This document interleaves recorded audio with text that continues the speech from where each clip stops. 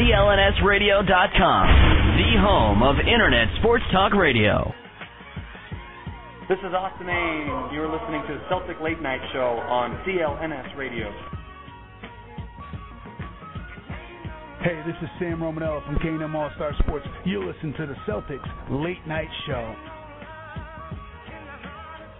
All right, Hoops fans, welcome back to the Celtics Late Night Show. We are live. It's Monday evening, Halloween, and we are lucky to be joined, fortunate enough to be joined right now by Chris Sheridan from Sheridan Hoops, who's taking a break from giving his kids candy to join us tonight on the show. Chris, welcome to the show. We appreciate you taking time out from a family holiday like this to hang out with us for a little bit.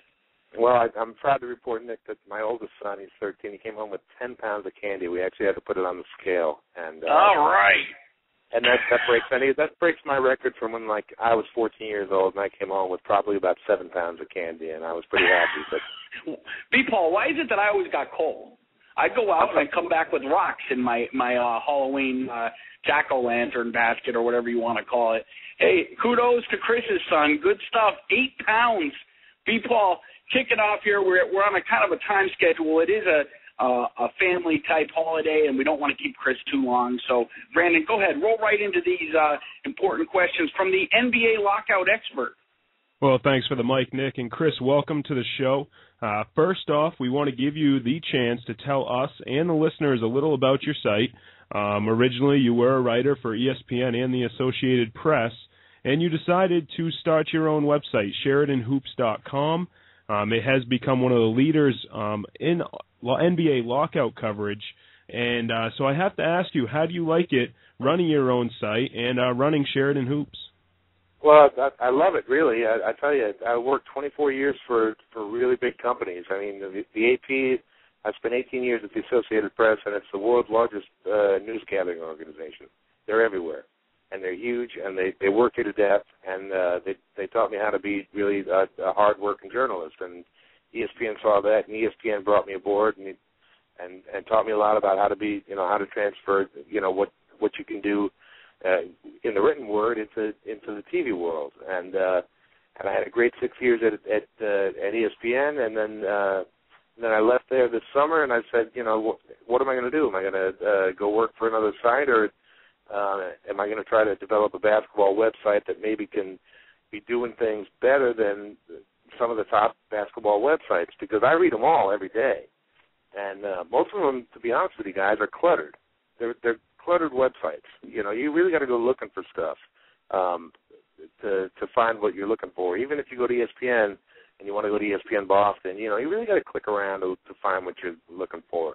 And I really think there's a place for a streamlined site that's not trying to be everything to everybody, but that's always given good content. Every post is good content, and whether it's my content or somebody I'm linking to or one of the guys on my staff. I got Mark Heisler on my staff. Your listeners know Peter May. I had Peter May on my staff until ESPN made him quit. But I also have a guy in Barcelona who's covering EuroLeague, which is the best basketball being played right now. And I got a guy in Beijing who's covering the American players in China. So, and I'm not trying to overwhelm people, and I'm not trying to cover everything. I'm trying to cover the big stories, and I'm covering the lockout myself. And I'm just trying to build a website that's a really good NBA basketball website, and maybe show that, hey, you don't have to get great NBA news from one of the big companies. You can get it from a guy who used to work for a big company who went out on his own. And so that's where I'm kind of at, and it's only 7 weeks old, and it's doing pretty well traffic-wise. It's doing really well traffic-wise, and I want to build it. So this is my venture into entrepreneurship, and let me tell you something. If you've ever started your own business, I'm sure some of your listeners have, you have no idea how time-intensive it is and how 24/7 it is, but it's fun, and it's challenging, and I'm really excited about it.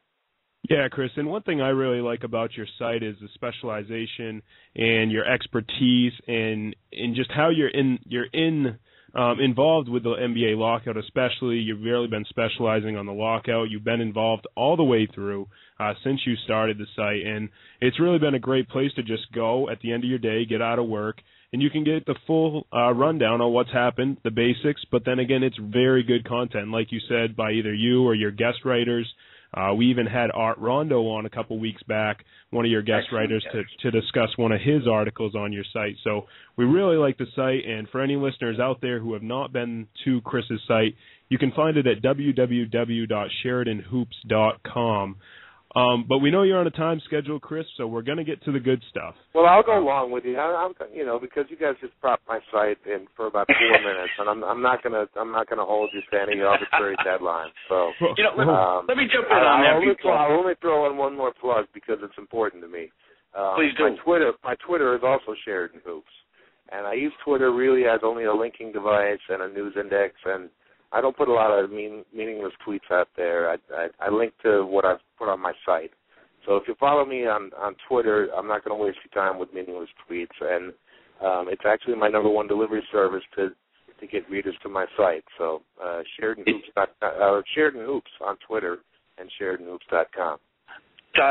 Chris, I got to tell you, I use Twitter the exact same way, just as a means to link to.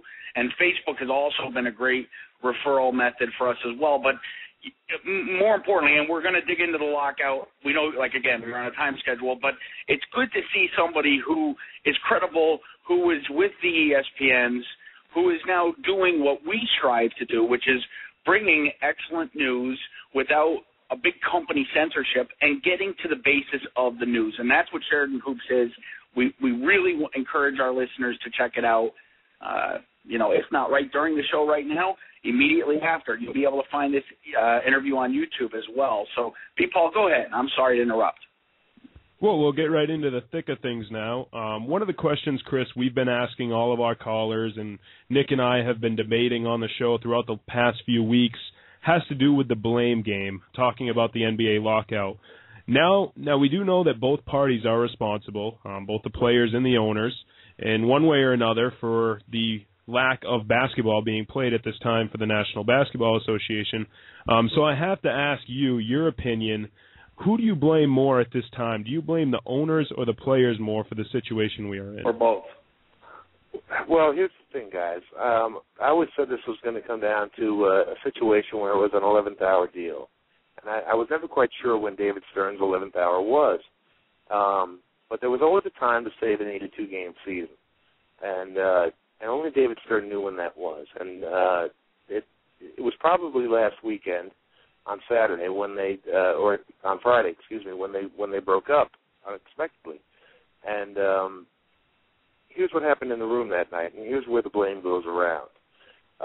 After all these meetings they had, and they did a couple of all-nighters, and they had really been going at it hard for 2 weeks, and they settled 95% of the stuff.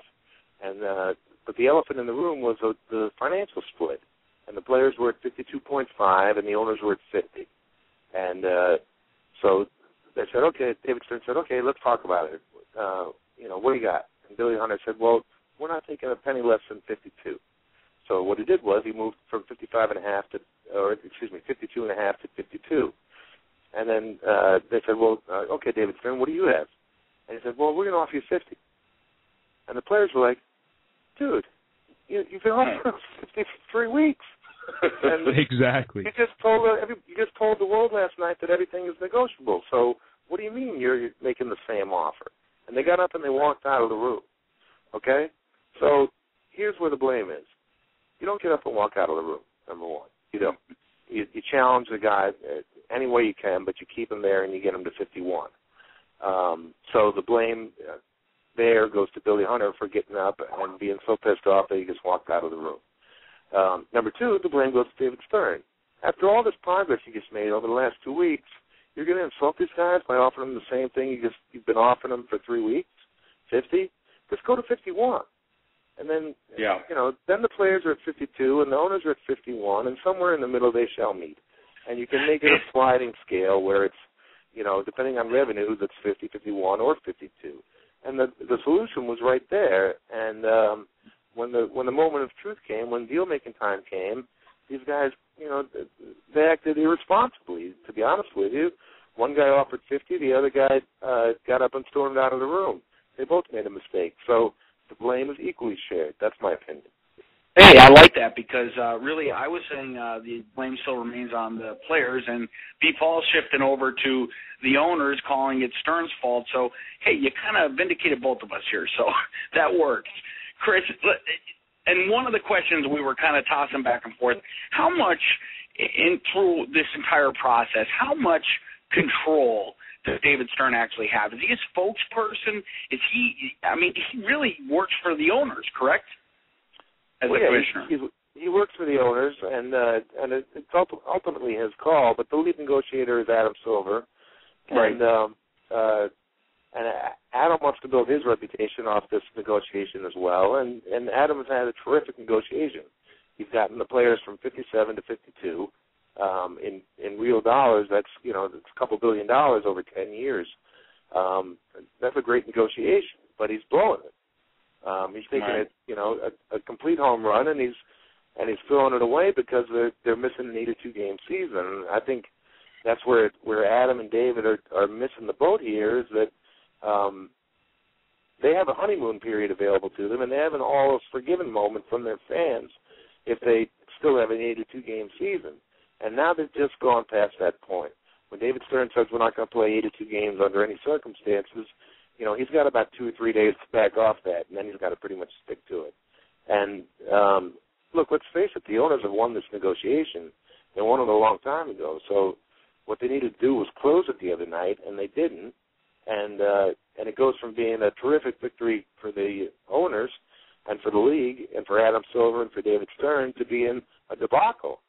And to allow it to happen in such a short period of time on that day, Friday, when talks broke up, it just makes it all the more unbelievable and idiotic. And it's terribly frustrating to watch as a level-headed person because there's no level heads prevailing.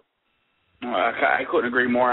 Looking at this as the lockout eventually will come to a close, and it's pretty much, I think, assumed now at this point there will not be 82 games. We know there won't be 82 games.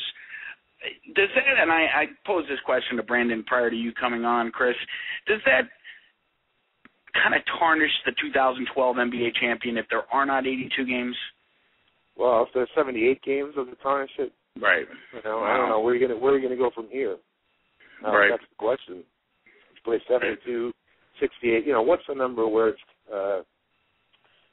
tarnished and tainted? I think in '99, that when they played 50 games, look, the Knicks made it to the finals as an 8 seed.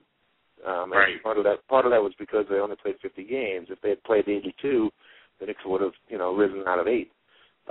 Remember, that was the first year they had Latrell Sprewell, and Van Gundy was bringing them off the bench, and he was bringing Camby off the bench, and they traded Oakley for Camby, and Van Gundy wasn't comfortable with the new guys, but they had a hell of a team, and they weren't going to be 8 after 82 games, but they were after 50. But I think the Spurs have always carried an asterisk with that championship from '99 because of that season. But hey, let's face it, when you get to the playoffs, you still play the same playoff format.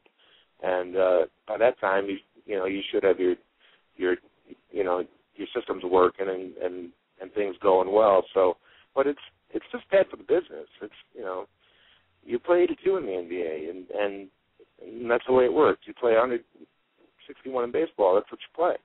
And if you don't, then it's a tarnished season. And a lot of people have a hard time getting over that, and a lot of people I think will use that as an excuse to kind of turn their backs on the NBA, especially early in the season when the games aren't quite as important. When the playoffs come along, this might be long forgotten, but I think there's going to definitely be a short-term hit. Well, Chris, we're talking about all the negatives here of the negotiations, the lack of a full season, the lack of David Stern negotiating, the lack of Billy Hunter staying in the room, the lack of everything. But despite the fact that talks did break off with the two parties when they did go to discuss the BRI, there was some progress made on some system issues. Could you maybe explain some of the new issues and the agreed-upon system issues that were resolved in the negotiations? Well, I think the most important one is probably the amnesty provision, where everybody can take one guy on their roster and cut him, and it doesn't count against the tax, and it doesn't count against the cap. I'm trying to think of a guy in Boston who fits that, and there really isn't anybody. But if you look at a team like Portland, they've got Brandon Roy with a bum knee on a max contract, and he's got 4 years left on that contract, and he's going to kill their cap for the next 4 years, and he can't play anymore. But now they can amnesty him, and it doesn't count against it. And now all of a sudden they got $50 million of cap room to play with. And even more so, the Orlando Magic. You know, they had to trade Rashard Lewis to get Gilbert Arenas, and Gilbert Arenas has $60 million coming to him, and he played off the bench last year, and he was horrible. So they can amnesty him, and bang, they got $15 million of cap room that they didn't have before. So the amnesty provision has been agreed to, and then there's another thing that's kind of similar to it called a stretch exception, and this is going to be throughout the agreement where you can take a guy, if you sign a guy for a long contract and he stinks all of a sudden, you can waive him, and let's say you owe him 2 more years. You take the money you owe him over 2 years, and then you count it against your cap for 5 years.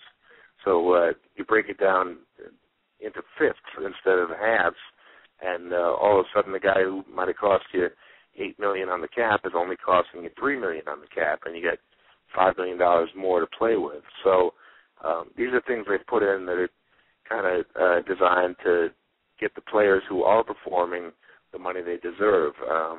Last season you had a situation where Derrick Rose won the MVP, and he was on his rookie contract. He was making peanuts compared to what superstars in the league are making. But if you're the MVP, you shouldn't be making $4 million.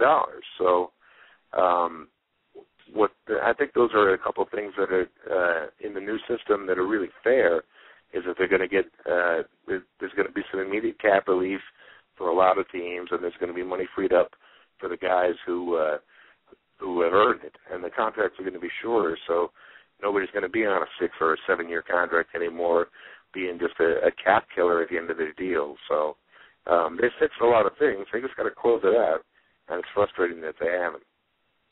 Well, folks, you're listening to the Celtics Late Night Show on CLNSradio.com. We're talking with Chris Sheridan from SheridanHoops.com. And, Chris, one more question here for you before we do let you go. Again, we thank you for staying for this extended period of time with us. So I have to ask you, I know you mentioned on your site today that there's no meetings that are set up for any time in the foreseeable future, but I have to ask you, when do you expect the two sides to meet again? And when they do meet, do you think that the previous offers made by David Stern, do you think those are going to be, it's going to be a little less than what was previously offered due to the losses that they are taking with the lack of games being played? Well, I guess it depends on how soon they get back together. If they get back together in the next couple of days, I think the offers are going to look very similar to what they were at the end of last week. If they don't meet for 2 weeks, then certainly the ball game has changed, because you've lost another 2 weeks that you could have played. And then the offers really do change, and what the players will be looking at is a lot less than what they're being offered now, and it gets tougher and tougher. So I really think, this week is critical, because like we said before, if you play 78 games, it's not quite as tainted. But at a certain point, someone's going to pick up the phone and call the other side and say, hey, let's get back together. They've done it. There's been a pattern here repeating itself for the past 3-4 weeks in which they've done this. So I don't see why they wouldn't do it again, and then we'll see where they go. This thing turned on a dime from Thursday to Friday. There's no reason it can't turn on a dime and go the other way, tomorrow, the next day, or Thursday. It's a fluid situation, and they're really, really close to a deal. So at a certain point, common sense has to prevail, wouldn't you think? And we hope. We certainly hope.